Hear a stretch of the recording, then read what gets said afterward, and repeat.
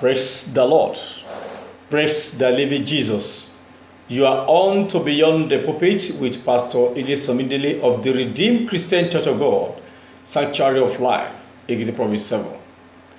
Here today we are here with another interesting topic, globalizing Christian or true education, a divine mandate. That is the general theme. But today we'll be looking at the second great educational center in the world. Last week we looked at the first one. Today we are looking at the second one. We are going to examine three great educational centers in the world. So let us pray. You are worthy to be praised. You are worthy to be praised, my Redeemer. You are worthy to be praised. Our authority in heaven, we want to bless your name. Our God, our Creator, our Father, our pillar, our foundation, our hope, our King, our glory, our power, we thank you. We bless your name. Thank you for what you did last week. We are thanking you for what you are going to do today. Thank you for the past series. Thank you for today. Daddy, be thou exalted in Jesus' name. We are here again to bring forth your word and to open the eyes of your people as regard your stand in the area of education. Daddy, reveal yourself to us. Teach us your word and make us better in the mighty name of Jesus. Thank you, everlasting God. Thank you, the King of glory. In Jesus' mountain removing name, we have prayed. Amen. So, last week we discussed education and Christianity, examining the three great educational centers in the world. We look at Corinth as one of the three great educational centers in the world. Today, we are going to look at Ephesus. Last week, I told us that we have three great educational centers in the world. We have the Corinth, we have the Ephesus, then we have the Athens. So we are going to look at this in great detail. So last week we discussed Corinth. So today we want to discuss Ephesus. Now, I said last week that these three great educational centers, these are the places where Christianity and what we call the world education met. They discuss a lot of things at these centers that has to do with Christianity, that has to do with the world education. And I told us last week that when we are talking about world education, we are talking about the world philosophy. We are talking about the world's education, world's science. So, in those days, they met at these three great educational centers. And there were a lot of arguments being ensued out of these centers. So some of these will let us know. And the position of the apostle to the Gentiles, Brother Paul, because it was one of them discussing at these various educational centers. Now, today we are going to look at Ephesus. Ephesus was another educational center in the world. It was one of the largest and most impressive cities in the ancient world. It was the most magnificent of magnificent cities of Asia. Ephesus was a political, religious, and commercial nerve center in Asia Minor. Its markets glittered with the produce of world's arts, were the Vanity Fair of the Asia. No name more splendidly emblazoned in the annals of human culture than that of the great capital of Iodia. Now, in this cultured and educational city of Ephesus, the great apostle to the Gentiles, Paul, conducted a Christian school nearly 2.5 years at that particular city of Ephesus. So first in synagogue, he was in synagogue for the sphere of 3 months. For almost 3 months, he was at the synagogue discussing Christ, disputing with other brethren and the Gentiles in the synagogue. So he spent 3 months there. We can see that one in Act of Apostles chapter 19 verse 8. Act of Apostles chapter 19 verse 8. And afterward, but when the divers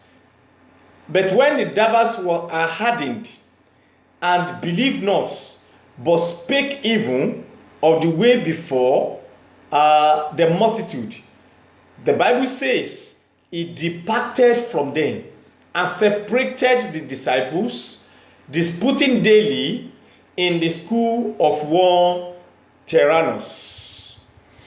Now, that's what the Bible says. And this contributed by the space of 2.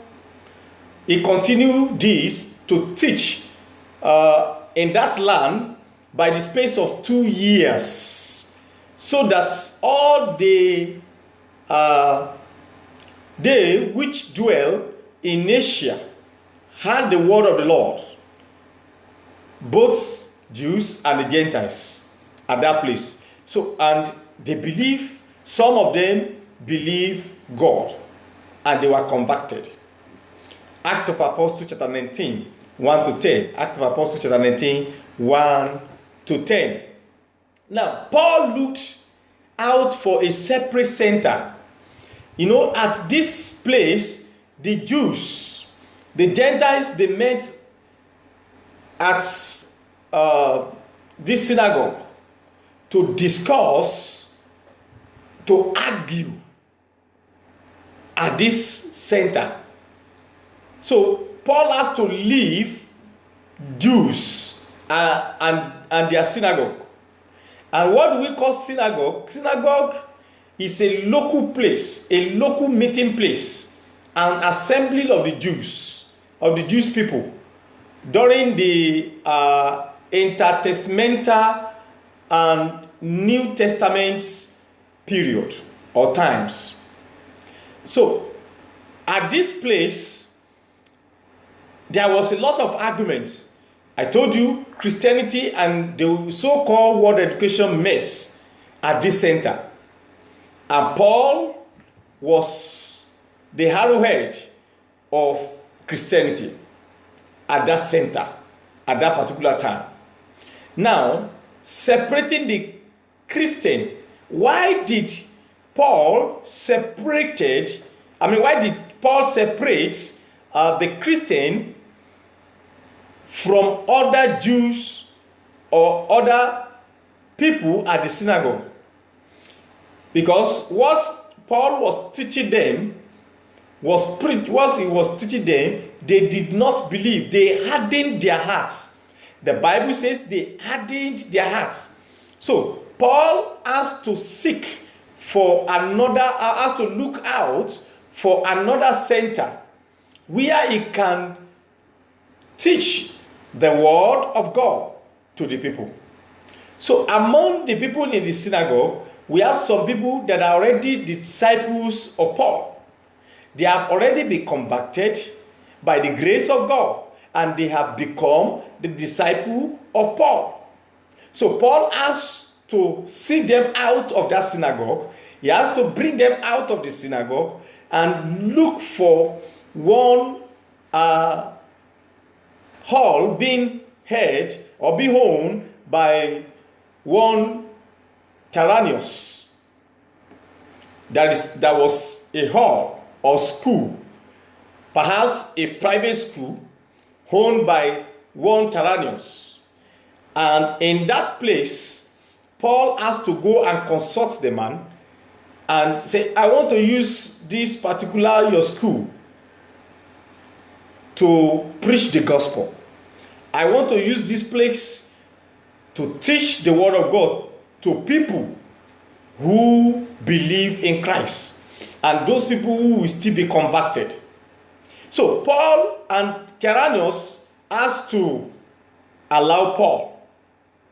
Perhaps he was a Christian. Perhaps he had a close affinity with Christianity.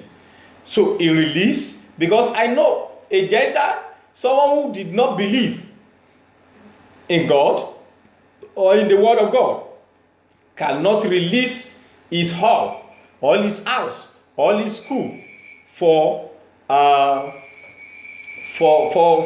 to be used. So this man called Tyrannus has to release his center for God to be used. And the schoolhouse of Tyrannus was his regular chapel. So Paul used that place as his regular chapel, and it is likely that in it he taught Christianity as Tyrannus taught languages or science. So Tyrannus is a name of one man who owned a hall. So it's a name of a person. So in Ephesians, so this man release is all for Paul to use, and that's what Paul, that is where Paul had been using to teach the word of God, and he used that place to teach the word of God. You can see that one in Acts of Apostles, chapter 19, verse 9. Acts of Apostles, chapter 19, verse 9. So as a consequence, many of the Gentiles of that cultured city became Christian. They became Christian. And when Paul wrote to Ephesians, his epistle contained the following next word. So we are going to read this one, Ephesians chapter 4, verse 17. Ephesians chapter 4, verse 17. And this is what Paul wrote to the Ephesians. This I say therefore, testify in the Lord, that ye henceforth walk not as other Gentiles walk, in the vanity of their mind, having the understanding darkened, being alienated from the life of God through the ignorance that is in them, because of the blindness of their hearts. And that brought that particular expression out through inspiration, because Paul was teaching them the word. The people did not believe the word. What kind of education are you now bringing to us? We have philosophy here, we have science. We have the wisdom, that is worldly wisdom. So what are you now bringing to us? So some did not believe what Paul was telling them. And hence Paul has to be separated with his people from them, from that synagogue. And he wrote this letter to them. He wrote this letter to show that the Gentiles hardened their hearts with the vanity of their mind. Their understanding have been darkened. And so, if you don't know God, it means your understanding will be darkened. Here the Gentiles were separated and cut off from the life of God through their ignorance. They had what I call functional ignorance. So regardless of the amount of secular education you have received, without true education with the word of God, you are an ignoramus. I repeat, regardless of the amount of education, secular education you have received, without true education, the word of God, you are an ignoramus. I told you that the true education, when we are talking about the true education, we are talking about the word of God. We are talking about the Bible, the word in the Bible, in the word of God. So if you are a professor and you reject true education, you are an ignoramus, a totally ignorant, unknowledgeable, uneducated, uninformed person, and of course a fool. So even the so-called learned, in quotes, the so-called learned without true education is an ignoramus. If you call yourself learned without true education, you are an ignoramus. Why? Because when a person is bereft of true education, when a person is bereft of the word of God, is an ignoramus. He must be full of false education. And the moment you are full of false education, you are an empty barrel. So a false education is an aberration or aberrance or deviation from God's plan and purpose for humanity. I told you why we have false education, because we cannot be talking about true education without false. The opposite of true is false. So we have two systems of education in the world: the true and the false education. That's what I told you last week. One teaching man or humanity towards the knowledge of God. One teaching man towards the knowledge of the world, Satan. So without this God, without true education, without the word of God, you are an ignoramus. So that is very clear. So it doesn't matter whether you are a professor or you are not a professor. So the world's knowledge, the secular knowledge, humanistic knowledge, or satanic knowledge cannot help man to fulfill divine purpose for his life. No, it can't help man to fulfill divine purpose for man. So Paul continued to teach and preach the true education, the word of God, to the people of Ephesus. And it was recorded that many were converted to Christianity. Many were converted to Christianity. So when you look at Acts of Apostles accounts, Acts of Apostles account in chapter 19, Acts of Apostles account, chapter 19, verses 18 to 20. Verses 18 to 20.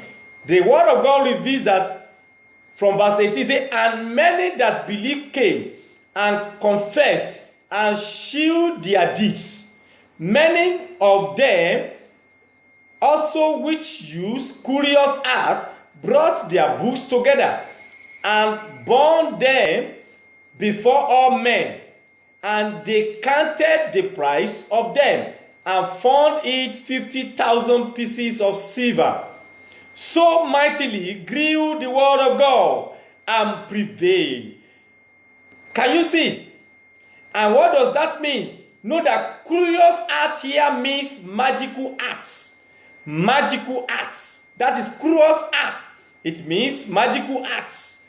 Brought their books together and burned them. What does that mean? It means that there was true repentance, and they brought forth its fruit. The fruit of this is true repentance by burning their books, the magical books.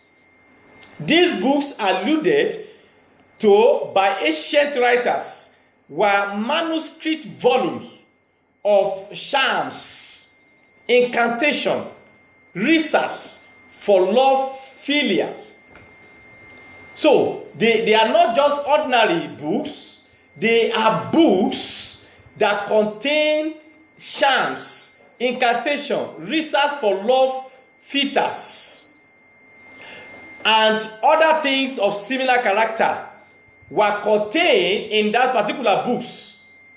They burned. So to do this, they must have been thoroughly convinced of Christianity and of the unlawfulness of their own acts. So you can see that to preach the gospel to some people is foolishness. That's why God called them fools, because some believe that there is no God, and they are fools because they believe that there is no God. And that is why Paul has to separate from synagogue and gathered his people, his disciples. You know, when we are talking about disciples, we are talking about the pupils, we are talking about the students. So those people that Paul was teaching, those people that Paul was teaching, training, he moved them out of that place so that these people will not corrupt them. These people will not again say something that will change their minds. So this center has been the epicenter of arguments. Ephesians has been the epicenter of philosophical arguments of different kinds. And Paul, during that time, was there to throw more light to them. And that's what God asks us to do. Go to the world and preach the gospel. And hence, we need to globalize. We need to globalize through education. Until we globalize through education, peace may be far from us, God forbid. And that is what we need to do in every nation of the world. Let the word of God be preached in all the nations of the world. And the word of God we are talking about the true education, educates them. You know, in actual sense, when we are talking about Christianity, I told you Christianity, teaching is an integral part of Christianity. If you say Christianity cannot do without teaching. So, as a Christian, you are to go and teach. You are to go and preach the word. And that is what Paul did. And some were converted. And they begin to burn their curious arts. The Bible says curious arts. Their magical books. Their magical arts. The books that contain incantations, charms, and all that kind of stuff. And it is recorded that books they bought then worth $50.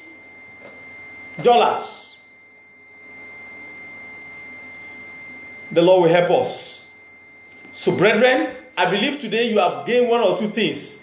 Next week we'll be talking about anthems. Don't miss that of next week, because it is going to be final of the final. For these three great centers, it is then that all these ones we are talking about is just preamble. The Corinth, the Ephesians. Now, the Athens is the major center of educational discourse in the world.